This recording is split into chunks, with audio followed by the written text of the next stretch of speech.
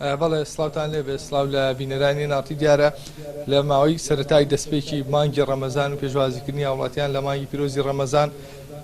لە دوای ئەوەی کە بەهای دۆلاریش لە بەرامبەر دیناری عراقی زیاتر بەرز بوویەوە تا ڕادەیەکی زۆر نرخەکان لە ناو بازاڕی شاری سلێمانی و بەگشتی بەرز بوونەوە لەسەر جەم کاڵاکان چ خواردەمەنیەکان چ پێداویستەکانی تری ڕۆژانە و لەگەڵ ئەمەشدا لە دوای ئەوەی کە بڕیاری کەرەنتینەکان لابران لەسەر مەرزەکان و هاوردە و هاوردەکردنی کاڵا بۆ ناوەڕێمی کوردستان لە ئێستادا ئاسایی کراوەتەوە پێشبینیە کرێ ڕێژەی هاوردەکردنی کاڵا و شمەکان بۆ هەرێمی کوردستان لەم ساڵدا زیاتر بێ بەراورد لە ساڵی پار و ئەوەش وا دەکات شمێکێکی زیاتر بێتە ناو بازاڕەکانەوە بەڵام نرخەکان تا ڕادەیەگەر وەکو خۆی بە بەرزی دەمێنێتەوە بۆ وەرگرتنی زانیاری زیاتر لەسەر ڕێژەی هاوردە و ئەگەرەکانی دروستبوونی گرانبوونی زیاتر و کەمی کاڵا لە مانگی ڕەمەزاندا لە بازاڕەکان دەچمە لای کاک مستەفا شێخ عەبدوڕەحمان سەرۆکی یەکێتی هاوردە و هەناردەکارانی سلێمانی. کاک شێخ سڵاوت لێبێت. وەکوی کە بابەتەکەی ئیش و کاری جەنابتان پێشبینی یەکەن ڕەوشی بازار بۆ ئەم ماوەی کە ماوە لە مانگی ڕەمەزان چۆن بێت لە ڕووی دابینکردنی شمەک و کاڵاوە و نرخەکان چۆن دەبن؟ بە ناوی خی گەورە هاوردەکردنی کاڵا ئەم ساڵ بە شێوەیەکی بەرفراوان زیادی کردووە و ئێمە ئەبینین لەم کاتەدا کەوە بازار تەڵەبی زۆر لەسرە بەهۆی ڕەمەزانەوە و ئەبینین هەندێک کاڵا کەوا ئێستا گران بووە لە بازاردا ئەوە ئەگەڕێتەوە بۆ دووهۆ. یەکێکیان ئەوەیە کەوا دۆلار بەرز بۆتەوە واتە هەموو شتێک بە دۆلارە کردرێ بۆیە ئەو کاڵایە نرخی بەرز بۆتەوە و هۆی دووەمیش ئەوەیە هەندێک کە ئەبینین زەیت ڕۆن بەرز بۆتەوە ئەوە گەڕێتەوە بۆی کەوا ئەویش نەوت لە ئاستێکی بەرزدایە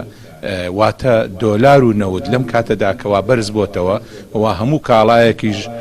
بە شێوەیەکی خۆیدا لە ئاستی خۆیدا بەرز بۆتەوە ئەوە هۆکەی خۆیەتی. بەڵام ئێمە تەمەناکەین کە لەم ئەخیرە ڕەمەزانە بتواندرێ کاڵاکان کە بە جۆرێک زۆرە لە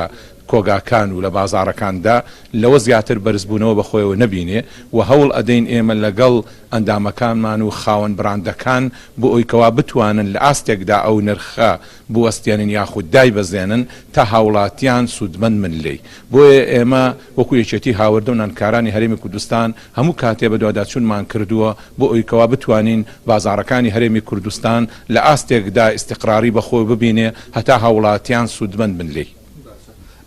پێشبینیەکەن قەبارەی هاوردەکردنی ئەم ساڵ بگاتە چەند ملیار دۆلار؟ ئایا جیاوازیە بێ لەگەڵ ساڵانی ڕابردوو و ئایا گەر هەتا هەناردە زیاد بێ کاریگریە بێ لەسەر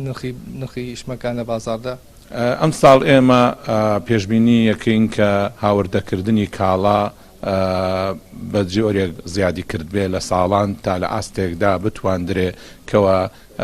بازاڕەکانی هەرێمی کوردستان هیچ پێویستیان بە کاڵای تر نەبێ و ئەم ساڵ بەڵێ بەرەو زیادبوون ئەڕوات لەبەر ئەوەی ساڵی پار کە کەرەنتینە ڕاگەیاندرا و ئەستەنگیەک بۆ هاوردەکردنی کاڵا دروست بوو ئەم ساڵ هیچ ئاستەنگیەک نابینین و بازاڕەکانی هەرێمی کوردستانیش ئێستا بەرفراوانە و توانایەکی باشی هەیە و لە حاڵەتێکیدا ئەگەر هاتوو موچەش دابەش بکرێ زیاتر هاندەری هاوردەکارانە بێکەوە کاڵا زۆرتر بێنێتە هەرێمی کوردستان. بۆیە ئێمە ئەبینین لە هاوردەکردنی کاڵا بە زۆری ئەکەوێتە منافەسەی نێوان هاوردەکارانەوە ئەو کاتە زیاتر ئەبینین کەوە کاڵا زۆرە و ئینشاءڵڵا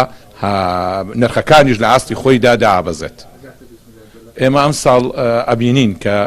بە پشێوەی ئەوی کەوا ئێستا هاوردەکردنی کاڵا بە جۆرێک بەردەوامە ئێمە پێشبینیەکەین کە هاوردەکردنی کاڵا ئەم ساڵ بگاتە 20 ملیار دۆلار. زۆر بەڕێزن. بەڵێ دەگەڕێمەوە لا ئێوە ئەوەی کە گوێتان لێبوو زانیاریەکان بوون لەسەر دۆخی شمەک و کاڵاکان هاوردەکردنیان بۆ ناوەڕێمی کوردستان و پێشبینیش دەکرێت لەم ساڵدا ڕێژەی هاوردەکردنی کاڵا زیاتر بێت بۆ هەرێمی کوردستان و ئەگەر بکاتە نزیکەی 20 ملیار دۆلار ئاڵوگۆڕ لە نێوان هەرێمی کوردستان و وڵاتانی دەرەوەدا. بەڵێ دەگەڕێمەوە لا ئێوە. بەڵێ نەچگەڵی مەحسان ساڵ